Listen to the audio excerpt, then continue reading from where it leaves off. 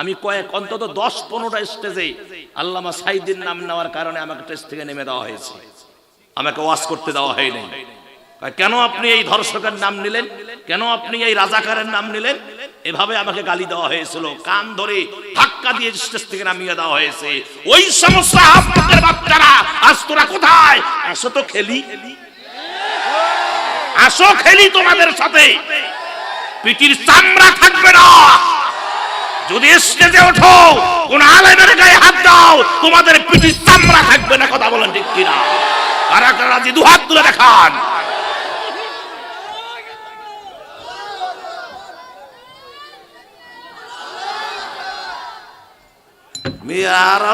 শিবিরের ছেলেরা আসলে নাই এখানে, আঙ্গুল চোষো বসে বসে আঙ্গুল চোষো। আর স্টেজে আমার বেড়া হুজুর আমার বই কিনি দাও, এটা কিনি দাও, ওটা কিনি দাও, কি সুন্দর তো মশলা দেন। তোমাদের কারণে মাহফিল সুন্দর হবে, আর তোমাদের অলসতার কারণে মাহফিল দুর্বল হবে। একটু মারি,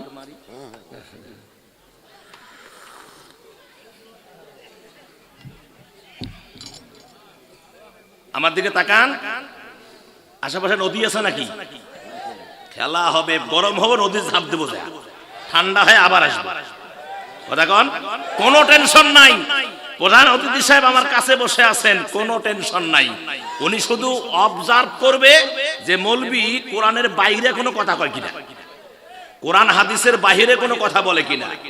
আমার সম্মানিত ভাইয়েরা, এটা বাস্তব। এটা আবার যদি বলেন যে হুজুর এটা কোরআনের কোন পৃষ্ঠে আছে, তাহলে বলতে পারবো না কোনটা, সেটা বাস্তব কিছু উদাহরণ আছে। সেটি হলো যে সেলুট দেয় আর পা দিয়ে বাড়ি মারে। এখন বুঝায় যে শোনেন স্যার, যতদিন আপনি ন্যায় করবেন, দেশের মঙ্গল চাবেন, ততদিন আপনাকে সেলুট করব। দেশের অমঙ্গল চাবেন, জনগণকে হত্যা করবেন, অন্যায় করবেন, তখন কিন্তু হাত দিয়ে না, তখন পা দিয়ে মারবো। কথা বলেন, কথা বলেন। আমার সম্মানিত ভাইয়েরা, এখন আসেন আবার মূল কথায়। তাহলে প্রশংসার যোগ্য কে? আল্লাহ। আর জোরে কোন কে? আল্লাহ।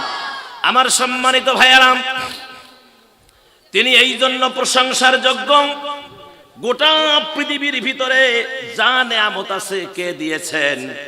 আল্লাহ দিয়েছেন। আল্লাহ বলছেন, বান্দারে আমার নেয়ামত খা, আমার নেয়ামত ভোগ কর রে বান্দা। শুধু একটাই তোর কাছে আবেদন, সেটা হলো বান্দারে তুই শুকরিয়া আদায় করবা।